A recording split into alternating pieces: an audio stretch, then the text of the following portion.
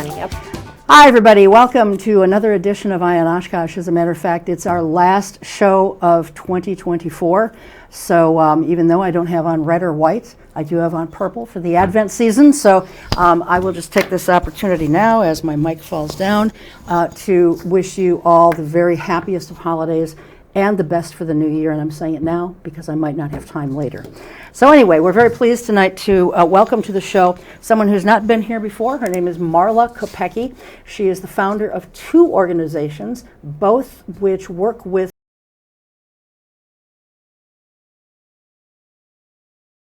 founder of Focus on Freedom and Empower Freedom. And we will be talking first about Focus on Freedom, and then we'll move into the others. But we'll be giving out lots of good information, some websites, some phone numbers. You may want to take a moment now to just grab a pen or pencil and some paper, or if you jot it down in your phone, that's great too. But you may want to get the websites and phone numbers down and so forth. So welcome. Hi. Thanks so much for being here. Thank you for having me. Of course. When I first heard about your organization, it was several months ago, and we talked about it, but it's been several months. So I'm kind of taking a little bit of a refresher course this evening, I'll be honest in saying that. So Focus on Freedom and Empower Freedom they're kind of sister type organizations, but they're two separate organizations, and we're going to find out if they are mutually exclusive or whatever. But let's talk about Focus on Freedom first.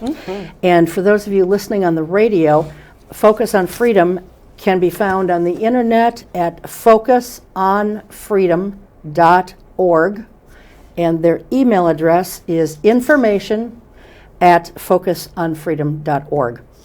And I'll try to say that throughout the show. All right, so again, let's talk about what Focus on Freedom is first, and then we'll get into Empower Freedom later. But what is this? Tell us what it is, how long it's been in existence. So Focus on Freedom has been in business for 5 years, and it really began as a result of a career that I did not anticipate growing into, but fell in love with nonetheless. I've worked in home therapy for so many years. Too many that would age me at this point. Can't be worse than me. Come on. And teaching for over 15 years, and I really noticed a gap in supports and services across all of the aspects, and that's really where Focus on Freedom came into play.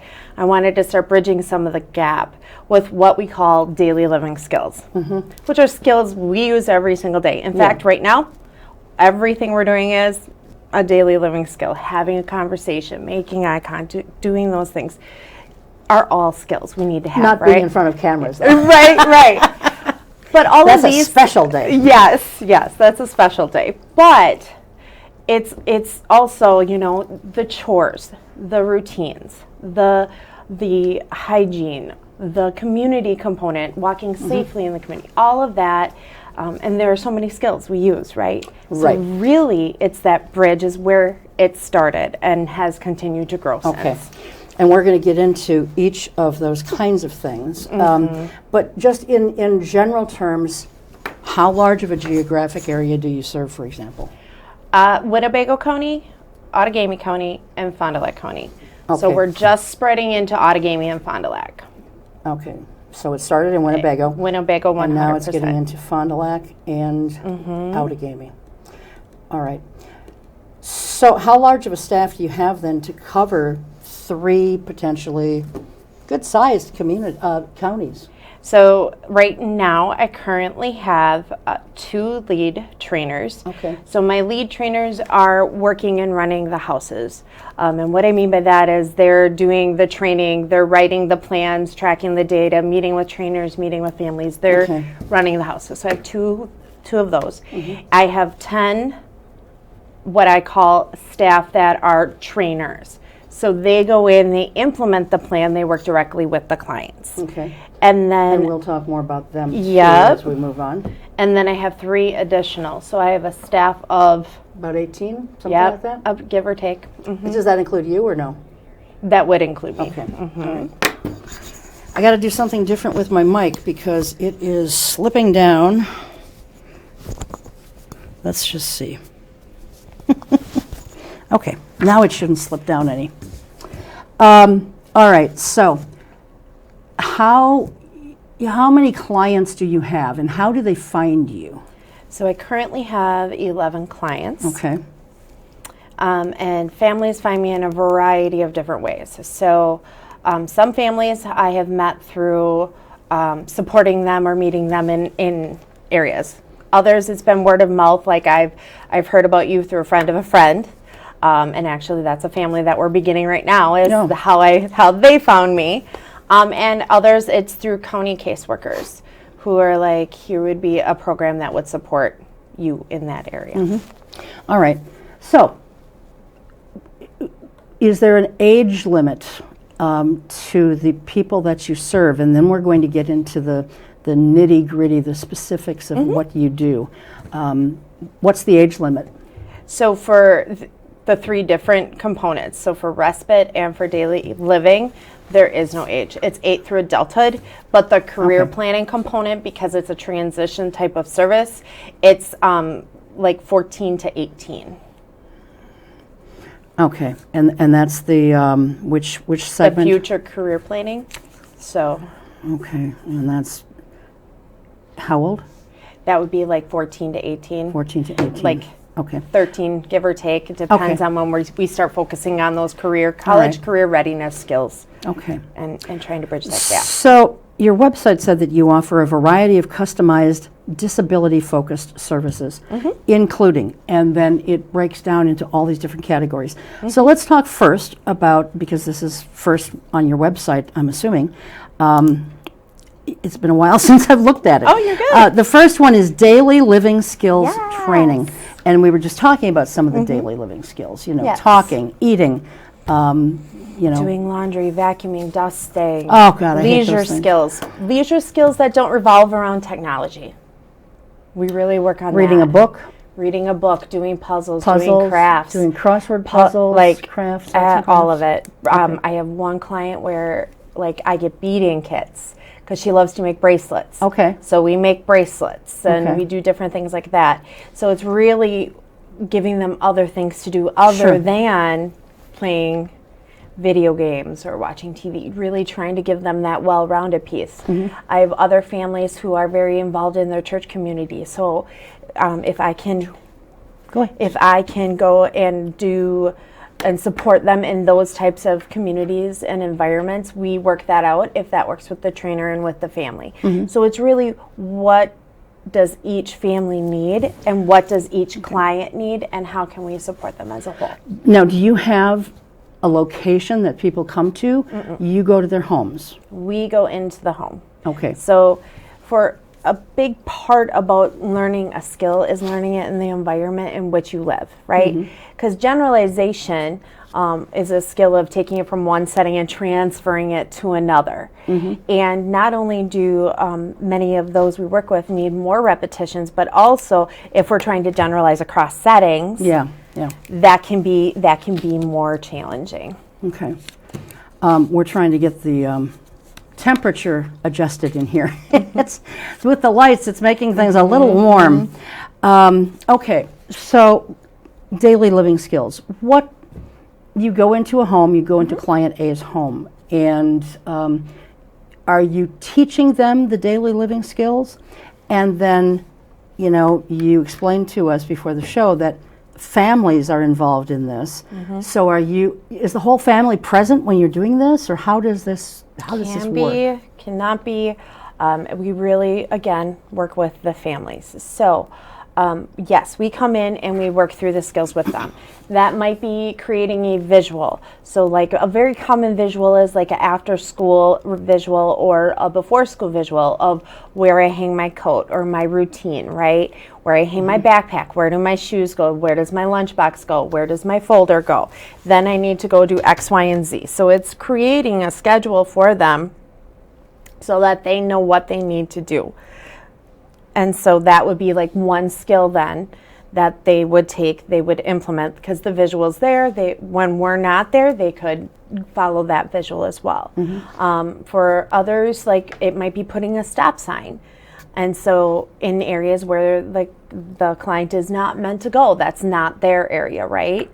Like maybe depending on what their disability or handicap or different challenge is, that might be the kitchen.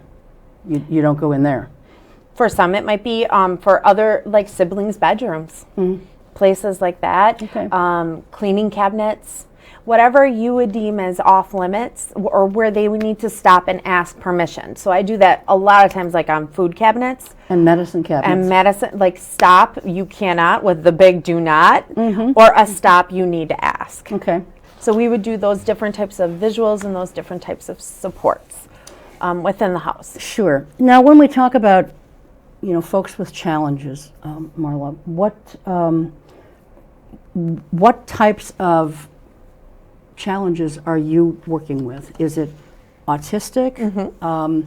Is it people who have physical handicaps? Talk to us about the types of people who they and or their families can utilize your organization. I work with children with autism. Okay. We work with children with physical needs. We work with children with intellectual needs, behavioral needs, reactive attachment, ADHD with other medical components such as anxiety, OCD, those types of things. I'm thinking right now. Sure, we that's offer a good a variety list. of. Yeah, that's a good list. What is reactive attachment? What is that? I've never heard that before. Reactive attachment? Yeah. So this is common when a mom does not attach or connect to their baby. And so they're not, they don't have that connection like they've found in utero or throughout other traumatic experiences that they never fully attach. Okay. And so that results in other pieces and other components. So they don't attach like emotionally. There's not an emotional or a psychological bond between them. And that would be my easiest way to explain it. That's got to be very challenging to try to teach living skills to someone who doesn't have an attachment to what is, in most cases, or many cases, the most important person in your life, your mother, you know. I mean, that was our first attachment to someone, even before birth, and that's to our mother. So something like that's got to be very difficult to, I would think, sort of navigate through that. Yeah, and it's in varying, again, every child, it's not a one size fits all. It's all in varying degrees, right? Yeah.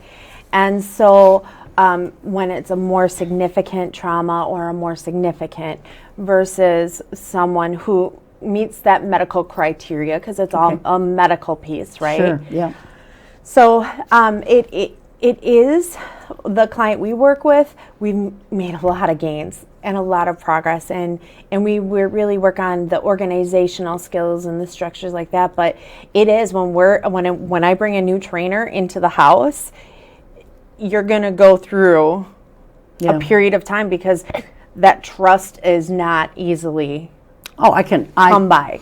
So I can't even begin to imagine. So I really am cognizant when I'm interviewing, and we can talk about that more later if you like, when I'm interviewing, when I'm looking for employees, I really am cognizant of the type of person I'm looking for. Now you mentioned interviewing, and of course you interview people when you hire them, but you're also kind of interviewing, if you will, the clients and the families that you're working with. So you have to do a lot of very copious note-taking, I'm sure, to get it all down. And, that's an interviewing process too, because you can't effectively do your job if you don't have all the facts. Correct. So is that where it starts? You sit down with them, you do a fact-finding interview and that kind of thing. Do they have to be diagnosed with something before they come to you? They have to qualify, yeah. Okay. Yep. And so the first step before anything else is I send out a questionnaire to the families. Like, I need to know more about you, about what you value and what's important to you, on where you see your family and your loved one in the future. What are your dreams? What are your wildest and craziest dreams, right? Because I believe in let's shoot for the stars. Like, I believe in the expectations of everyone and the abilities of everyone. So I have them fill that out. Then we walk through, what are your priorities now? Okay, here we have this. What are your concerns? What are your priorities that we work on? So we send that off, and they take time, they fill it out, they send it back to us. And then myself and the lead, we review it, and then we set up a time to meet with the family. And depending on the family, that can go for 2 or more hours, because you're really getting to know the family. You're getting to understand them, what's important to them, not just what's on a sheet of paper anymore. You really are, that's a basis, but it gives us a place to start to ask those questions, right? And to get to know them a little bit more. The paper, the interview on paper and so forth is, I guess, correct me if I'm wrong, but I would view that as kind of the paper being the seed that you're planting to cultivate a fully engaged work product, if you will, where you're teaching all these other things. Correct. Okay. So then we take that and we come back, and the lead will craft a plan with goals that we work on. And it's no different than an individual education plan, an IEP in a school district, where you have annual goals that we need to meet to continue a service. IEP, what does that stand for? Individual education plan. So that is what's written within the school system when you qualify for special education. Okay. Do you ever, speaking of that, do you ever go into the schools and work with anyone, or is it strictly home-based folks that you're helping? I support families when I attend IEPs alongside of them, and in that way. And if a school ever reaches out and would like more support, that's definitely things we can work out. I'm always open to working as a team and working with other companies and other facets, so that we really work as a support for the whole family. Right. Okay. Anything else with respect to daily living skills that you wanted to talk about? Because we've got so much to cover. It's just, I'm very passionate about it. That is why it started with daily living skills, because I truly believe that if we can build independence and build that sense of purpose and that self-worth, they get so excited. Oh, of course. When they achieve, we all do. And so whatever independence is, I'm all about setting that bar high, and let's work towards it. Okay. All right. Personal futures and career planning. That's the one where the client, if you will, has to be 14 to 18 years old, right? Give or take, yep. Okay. So let's talk about that. What do you do in that area? That's different. So really in schools, they're really talking about what we call college and career readiness skills, meaning how are we preparing you to be a capable human and adult, right? A working member of society. A working member of society. A contributor. Yes. That's it. I was like, I can't figure the world. This is why I'm a wordsmith. I'm like, contributing member of society is what I always say, and my mind blanked at that moment. This is why I'm a wordsmith, That was Marla. so perfect. But yeah, so we really work on those skills. And again, depending on the individual, depending on the family, that may not be a best fit. Right now, the clients that I have where we're really working on that, we're really working on those college readiness skills. So it's teaching them how to time manage, how to break down their own assignments, because they're already given broken down assignments, but now how do I manage my time rather than going down the rabbit hole on this, because I could go for days on this and then all of a sudden my assignment's due and it's not done, right? Yeah. So we really work with them on that, and then those coping skills and those emotional breakdowns that happen to many of us when we're up against timelines, right? Like here we are. And so we really work through that, and we prep them for those skills and work on study strategies and model that alongside of them. And what does that look like? So they might be working on their homework, and we might be modeling alongside of them and checking in and modeling for them. Okay. So that would be one form. Another form would be a client where we're really looking at going into the workforce and really looking at different types of employment. So it might be working and exposing them to, I had one client where they wanted to be a veterinarian or working at a vet office. So we had them spend time and go volunteer at New Possibilities before it closed, I think it was. Okay. And different things like that. So we have them go, and we have another one wanted to work in retail. So like we started doing volunteer experiences at a clothing resale shop. And then we start working on different skills, whether it be resume or all of those components. Sure. So we start building that in as an additional support and service. So you don't have to be just daily living. You don't just have to be future career planning. You can have service time with both. Sure, sure. It's really customizable as to what meets your needs. So this whole level of services here that you provide, you don't necessarily have to provide this for all clients. Correct. I'm going to think of it in terms of a restaurant or other things that can be a la carte. When you're working with a client, as you interview them and get to know them and their families and what the situation is, you are customizing something. I think you used that word before. It's an a la carte kind of thing. Okay, they need this, they need A, B, F, Y, and Z. They may not need everything that's here. Perfect, I got it. Or they may need it, but we have the priority. This is what we're working on first. Once we achieve that, then we'll move you'll to work that. on the other. Okay. But right now, that's not going to be our area of focus. Okay. Respite care. I think most of us know what respite care is, but it's so important. So talk to us about what the respite care is for the families in a case like this. So respite, I get a lot of calls about respite because it's also listed on my company. I utilize respite as an add-on service. I don't really take open respite. Reason being is when you're working and supporting individuals with needs, with diverse needs, like I have clients who have significant allergies. I have clients with other medical needs. They need someone that they know, they trust, that can come in the home. So it's not like I can just have anyone show up. Right. So my trainers oftentimes will provide respite for the families outside. So it's kind of called an add-on service for people who are part of my daily living skills and future career planning, because that way we can support the needs. They're not having to, the parents aren't having to go through a whole litany with another respite agency and give them all of this. They just say, hey, are they available? And because we know them, we can support that service and they can go enjoy their evening. It takes that extra piece off the family's plate. All right, perfect. Family support. Yes. You touched on that a little bit earlier, but what's involved there? So as the company grew, I noticed another gap that was kind of missing. And isn't it funny how that happens? It does. You can lay out the best of plans when you're creating a business or some kind of a nonprofit, which is also a business.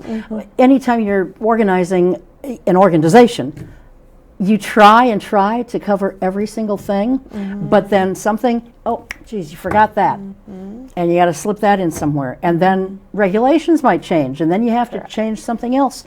So it's a fluid thing. It's never static, right? But family support, I mean, that's a big one. So I started a course, and I called it the Caregiver Seminar, and now I've revamped it into my Foundations in Caregiving. And it's really your basic 101, like I just found out my loved one was diagnosed, and I need to figure out how to parent and care for this particular, like my child, right? Like I need to figure out what to do. This is really your basic course, and so it's designed. I give you a 6-month window. It's on demand now. It's on my website. That I send you a login once everything's all registered, and it's 6 different modules, 3 weeks for each module. So it's an 18-week course. But the layout is like literally I have a topic, like my 6 topics are life balance. And the reason that's on there is because that's number one for most of us to go out the door, is that we stop taking care of ourselves because everything else becomes more important, especially when you're caring for an individual. Then I really work on emotional regulation and recognizing our own as well as modeling for our others, because we are their best model, right? Sure. Yeah. Then how to foster communication, because in so many homes you're working on that social communication or nonverbal or AUGCOM, or how do I promote that type of communication? Then routines and boundaries, how do I establish those and how do I create boundaries, which is a part of what we do. And that's challenging for all of us. It is.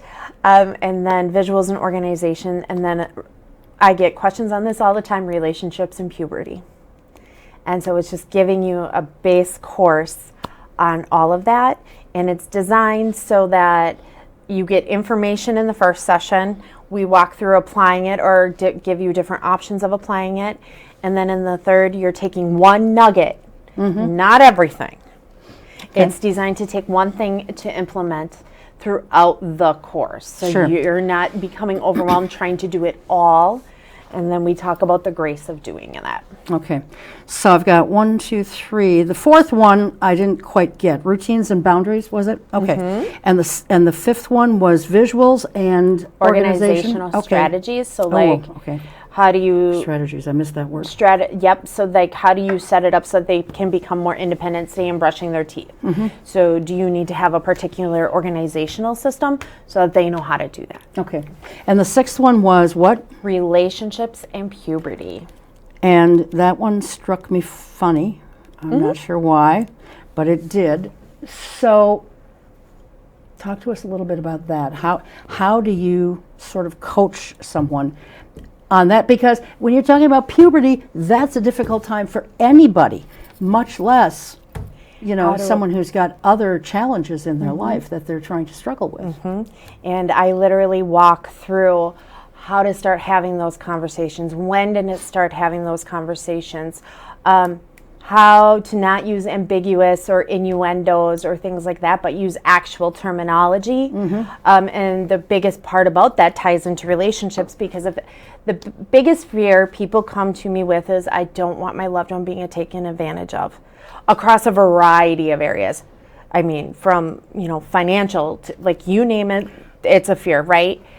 And it's an easy thing for people to be taken advantage of these days, under the best of circumstances. Correct. So how are we building those skills? And it's by having these conversations. And people are like, I know when I started doing this, because I taught middle school in my last years, it was, I'm like, I had to learn, like, how do I do this, right? Yeah. And it's literally, you're talking about it, you're using the terminology, and you're like, this is what it is, like, hey buddy, and you're setting boundaries with it. And then you're setting boundaries on like who, what, where, when, what's okay, what's not okay, so that if this happens, you call so and so, or if this happens, you let me know. You're teaching them the advocacy skill, or you're giving them the tool of saying no.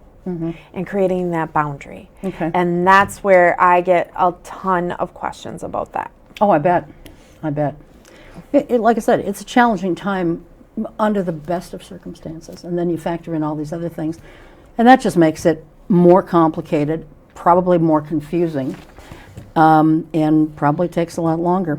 Okay, foundations in caregiver and related seminars. Yep. I'm assuming that is strictly for that, and the next few are probably strictly for a person's family, right? Because they're the caregivers. Yep. So this course that we were just talking about with those 6 different modules, Yes, that's the course. Yeah. Okay, got it. And it's on demand.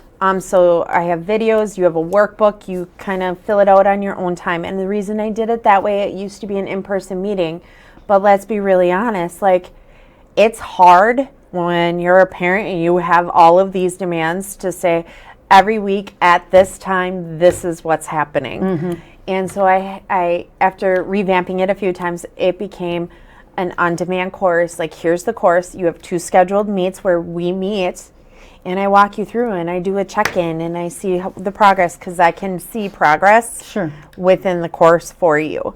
And so that we can walk through that journey together. Something I just thought about. There's so many parents out there who, because of work schedules and both parents having to work and so many other factors that are vying for their time and attention, that even kids who have the best circumstances in the world often are finding their parents not around a lot of the time, not around to sort of guide them through some of life's toughest obstacles. And it's a different time, of course, than when we were growing up. It'd be great to go back to the Leave It to Beaver kind of stage or era, where I know I bring up Leave It to Beaver a lot sometimes on this show, but it's because I like that show. It was a simple time. Parents were involved. Do you find parents in your setting to be more diligent, I guess is the word I'm looking for, in spending the time that they need to with their child? I see. Well, I'm gonna bring it back actually a little bit first. Sure. I recognize that I am not a fit for everybody, and everyone's not a fit for me, because I come with certain expectations, and that is that families are involved and are doing those things alongside. Now, I know everyone's not perfect, but they're doing it to the best of their abilities. Yeah. And they're really building that. And so for the families that I work with, those are usually the They are families that involved. They are come to committed. me. Okay. Because they're looking for that. They're ready to take action. Yeah. I'm ready to do this. I'm ready. Well, that's a good requirement to have, because, like I said, far too many parents, and it's not a knock on parents, it's just there are so many things competing for their time and attention. 100%. And it's just, I wish that we could in many ways go back to a simpler time. When I was a kid growing up, my father got home from work around 4:30, and by 5 o'clock we were at the dinner table eating. One night, and there wasn't TV on. I mean, it might have been on in another room, but we certainly didn't have it on in the kitchen. And the cell phones were not then; they weren't around back then. And once a week at least we would do a board game night, and my folks were involved with us and what was going on in our lives, whether it was at school or extracurricular activities from school or something completely out of school. They were involved and they were committed. But the demands on their time weren't like they are today. And the demands are different today than they were back then. So parents definitely have a lot of uphill battles, I think, sometimes to meet their children where they are, right, and to help them. That's my Leave It to Beaver's synopsis for you. I love it. All right, you can use it. All right, limited verbal and nonverbal. Can I get an explanation of those? I think a lot of our audience is going to know these things, but I'm going to admit, I think I do, but I'm not entirely certain that I know the difference between limited verbal and limited nonverbal. So can you explain it for us, please? So nonverbal would be someone who does not have or is unable to communicate verbally. They don't have the words, right? So we teach what we call AUGCOM systems, or augmentative communication systems, core word boards, things of that nature, okay? A lot of times I'm not a speech pathologist, so I'm not going to come in and know exactly which program to use, because different programs are, again, tailor-made to the individual and what your needs are. There are that many types of programs out there, okay? But we come alongside through our family empowerment program for families such as this, where at the school or in their treatment program, they may be like, hey, here's what we're doing at school. This is what you can do at home. Got it. All right. And what do the parent do? Okay. How do I implement? Where do I begin? I don't know. I haven't been trained. And that's where we come alongside and we take what they're working on and work with the family on how to implement that at home. One So you're small supporting step the at family that. members as well because they maybe just don't understand. Correct. And so then we come in and we model, what does that look like? And so I'm working alongside. Okay. So that your limited verbal would be where they can answer simple things like water, like meaning I want water, water, you know. So they're going to have limited, but they're not going to have expansive vocabulary. And so when we really think about it, and I just did, and we'll talk about Empower Freedom later, I did a whole month on core words and understanding what that is. And core words are really, we use 200 to 300 words within our vocabulary that we communicate with every single day. How many? 200 to 300, and that is it. We understand a lot more, but when we're communicating with other people, it's usually between an average, when you go through all of the research, depending on who you read, they're going to say an average of 200 to 300 are core words that we use every day. And core words are going to be pronouns, verbs, adjectives, things like that. Okay. And so working on teaching those can be so opening for our loved ones because that allows them to communicate along with us. When you're teaching words, these core words, do you have, and we didn't talk about this, it's not a problem if you don't have it, but do you use like flashcards to teach some of these core words, or do you have some other methodology of teaching? You're looking in your bag for something. I have something. All right. I'm pretty sure it's in here. I know you've got other stuff, but I do, and I don't know that you'll be able to see it. well, we can just talk about it for a moment. Yep, so it's actually a core word board, and this is a bigger board. And so, it's right here. This is an example of a core word board. Well, maybe hold And it up. so, okay. when I teach this, when I come with you, like let's say this is what your child comes home with, right? And so I teach it based upon a routine you're going to do every single day. And so it has pictures there. And so Here, let I me would just see these say, ones. yep. Let's just see. And it's like learning a second language, folks. So like even for me, when I started this process, I'm not kidding you, and because I'm not doing this every single day like I was in the school system. I literally, it's like a foreign language to me because I have to find the words as well. Well, it So is it's confusing having to the me. grace. It's confusing to me because, for example, I don't know if anyone can see it, but there is a sun. Get my right camera here. There's a sun right here, but the word associated with that is like.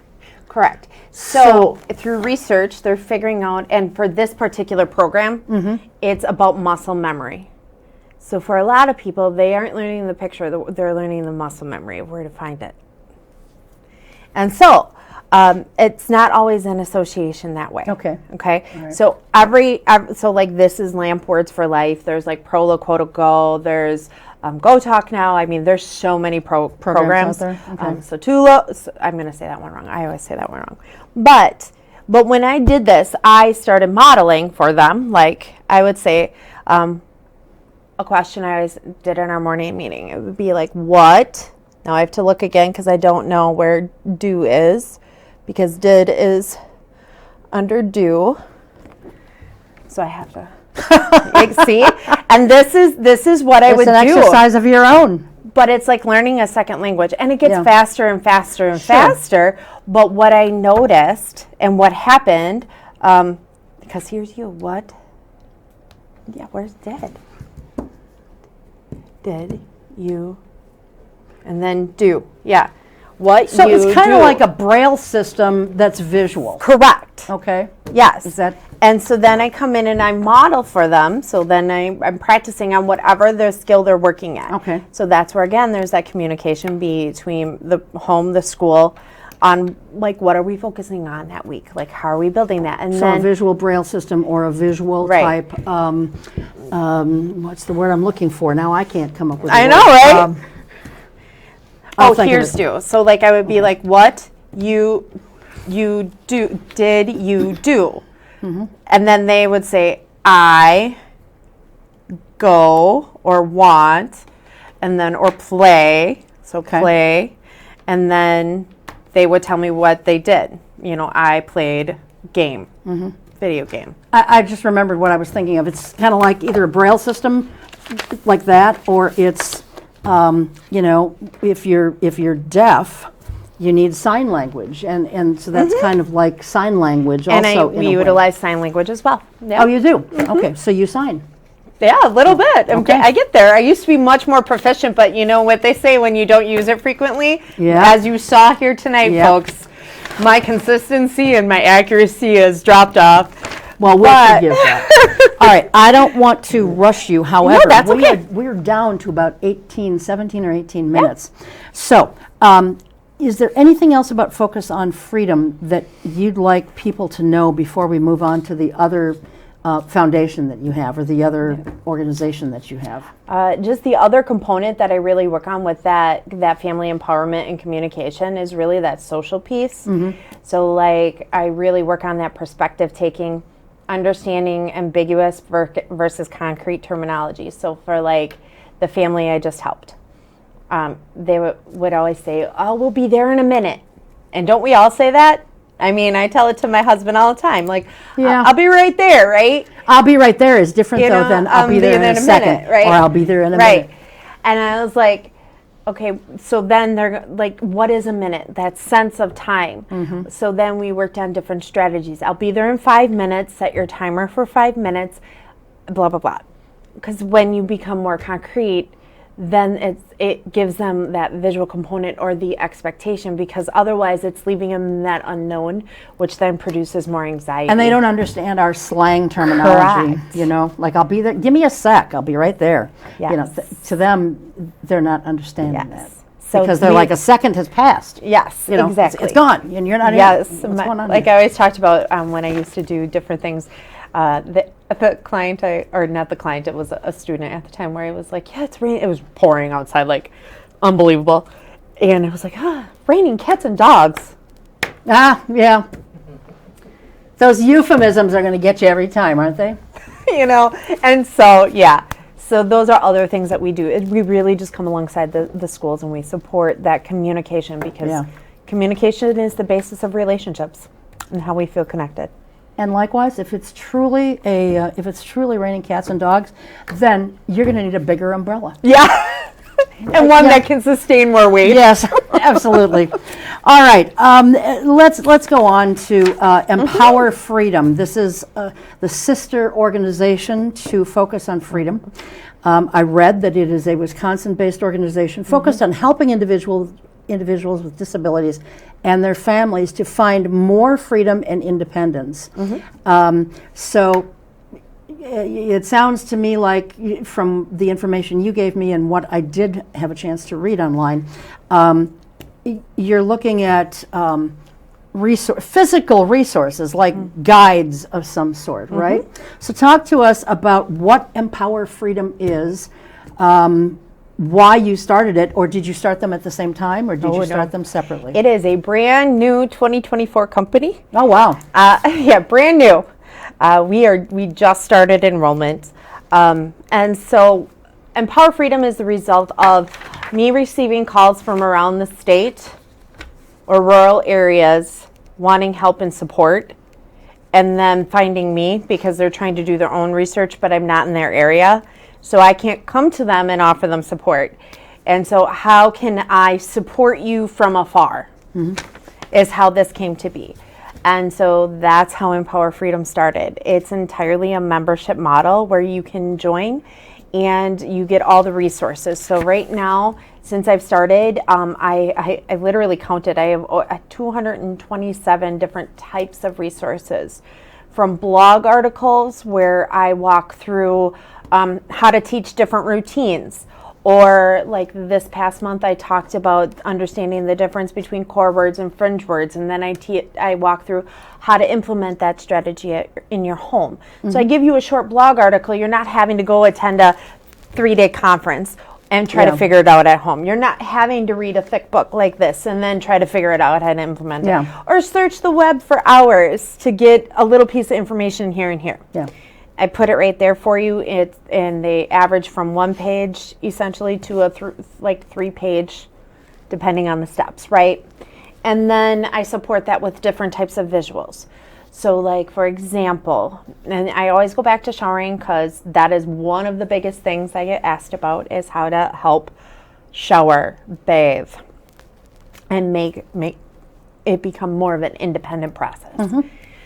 So I create different types of visuals because for some, they just need the reminder to know what the steps are. Like they get lost in it, right? It's that executive functioning skill of putting it in order.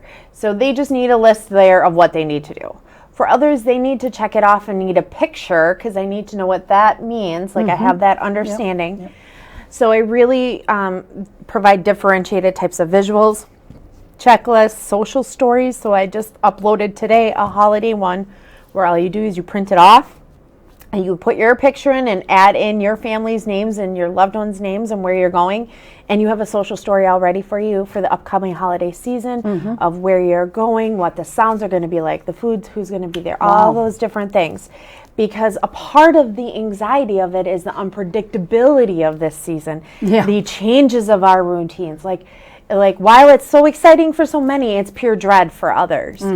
And so I have the social story there created for you, or different types of comic strips, which we call storyboards. So that would be like a visual resource to kind of coincide with that.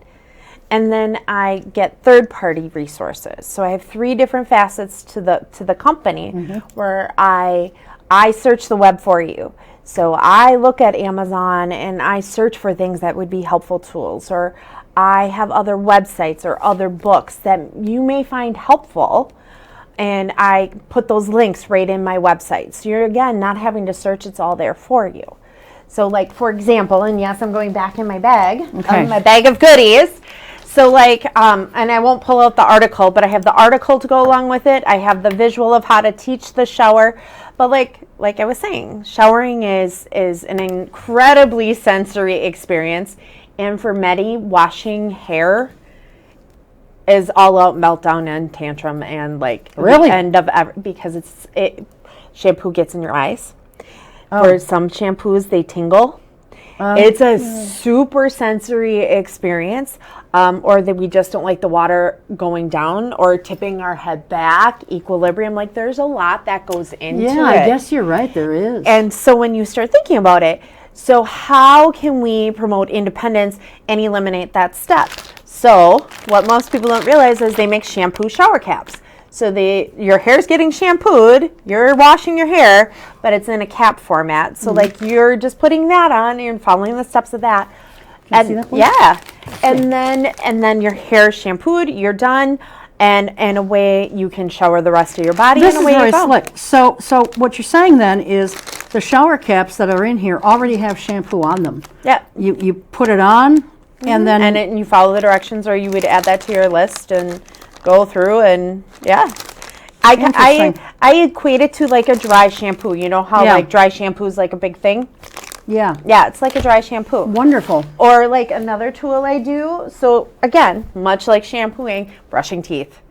I need help brushing teeth. I am hand over handing. Or they just chew the toothbrush because they want that input, that chewing sensation. How do I get them to brush? They don't have the mobility, like all of these things. So I have a plethora of toothbrushes and toothpaste on there. Sure. But like, for example, here you can see I have a link that this toothbrush is designed kind of like a mouth guard. And so they stick it in and they can just put it back and forth, and they're independently brushing your teeth that you're so they not. can go back and forth with it, or in and out? Or just in and brush their teeth. And so like it really talks about that. They talk about the bristles, and it really gives you the directions on the back, you know. And they look like they're in very simple terms too. Exactly. Okay. And so all of those different types of tools like that would then be like that third-party link where you would just click it. It takes you straight to Amazon. You add to your cart, and it shows up at your door. You're not having to leave your house. So I created this to be the on-demand support. Like, oh my gosh, tonight was a nightmare combing the hair. Or tonight was a nightmare, or like this situation, like going to the holiday was crazy, or Halloween, like that, like I did 20 different types of Halloween costumes that are sensory friendly, family friendly, blankets that can be turned into costumes. Wow. And so like, I guess I go out and I do that research and then I upload that to the website. Now, for folks to take advantage of or get these resources, whether it's blog articles or some of the visual type tools and so forth, they have to, does this organization of yours, Empower Freedom, do they have to pay a fee of some sort to be able to access this stuff? Yes. Okay, so we want to be careful here because this is a non-commercial entity through the city. So we can't really promote it a whole lot. No, I get that. But entirely. I just wanted folks to know that that was in fact the case. You know, but you are certainly welcome to go to the website, and for people listening to us on the radio, I will tell you that the website for this is Empower, and then there's a hyphen, not the underscore, but the hyphen, empower.freedom.org. empower-freedom.org. Yeah, Yes. what did I say? You had an extra dot in there. Oh. I don't want them to get lost. Well, I knew I said something wrong, and that's why I stopped for You're a second good. and sort of hesitated. I was almost going to call it empower-freedom-.org, but okay, let's not confuse folks. Let me go back. It's empower-freedom.org. Empower-freedom.org. And not, you don't say the word, you don't look for the word hyphen or put it in, it's a hyphen. I think most people get it, but if people are listening to us on the radio, it could be confusing. So, so Empower Freedom, they can access this stuff. They can go to your website, which we just muddled through, and they can find the costs. And is there anything free on there that they can access? I have good. some free articles. Okay. I have some free visuals, and the resources they would pay for on their own. They would pay for them anyway. Probably. Correct. When you're talking about blog articles or other kinds of content that you're putting on your site, you're obviously not creating all of it. You might be creating some of it, but you're not creating every article that's there, are you? You are. Wow. Okay. It takes time, and I create all the visuals. Oh, I can imagine it takes time. And I create all the visuals. So like I do different modified recipes. So it's called like a task analysis, right? Like when you get a recipe. Task analysis? Yep. Okay. Task analysis. So All it's breaking down something this is primarily what a visual schedule is. It's breaking down the task into component parts that's understandable for the individual. So I have different recipes. I think I have 2 on the website. I think I have a smoothie and a mac and cheese type of recipe. So again, they have to be like my own creations because it's, those property pieces, right? Yep. And so it's all broken down for them, step by step with visual components. So I have all the ingredients you need, all the tools you need. So I tell you to get out this and this and this. And then it's like, open the bag. It's broken down into such small steps. So the recipe is like 12 pages, but they can independently check it off and go through. And then I have tools like different types there she goes again. Different types Measuring of measuring cups and measuring spoons. So these are grabbing my color-coded. attention right now. Now, I'm sure that people, we've got to do a different camera. There we go. There we go. All right, so you can probably see, even though we're not zooming in on this, you can probably see that these measuring cups, for example, are different shapes. Is that how folks are learning? Because this is how you would learn a fraction component. Okay. If you're working on numbers or working on fractions. Okay. They're color-coded for kiddos who of independence in the way that works best for them. Sure. And so again, I have links to this. Again, go out, purchase them on Amazon, and We're down away to you like go. 4 minutes. Perfect. So, well, I wish we had more time. I know. Because I've got get it. other questions that, you had given me some questions of points you wanted to make, and okay. I've come up with all these other questions You're too. good. But, when you're thinking about content creation and blog articles and such, how often are you updating those? Especially, I think that's a very good question. Thank you, Cheryl. Even though you are creating it all yourself, I mean, that's even more impressive. Thank you. So how often are you? Every month I create 10 to 20 pieces of content across the 3 aspects. So anywhere from 4 to 7 articles, 2 to 7 different types of visuals, and a few additional resources. Okay. It can vary from month to month, depending on topic and time. So I really focus on topics now. Yep. So like I just did communication.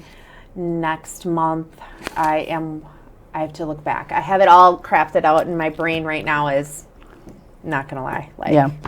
Well, let's just talk for a moment about how, you did mention kind of at the outset how you got into this, but when you start venturing into creating your own business, and I'm sure you picked this because it was kind of a springboard from what you did professionally before.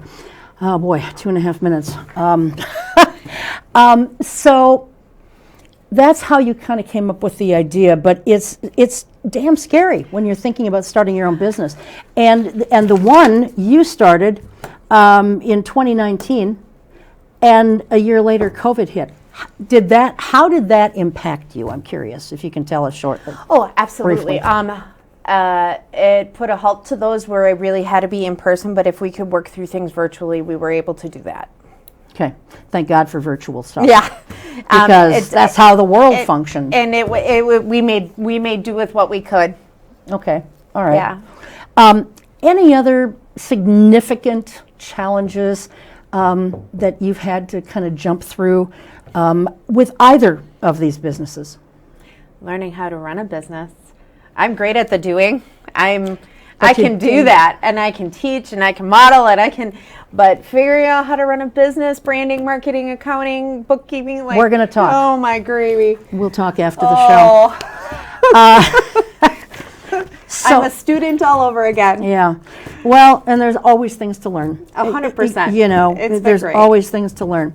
But we'll talk about that because I can give you some good ideas, I think.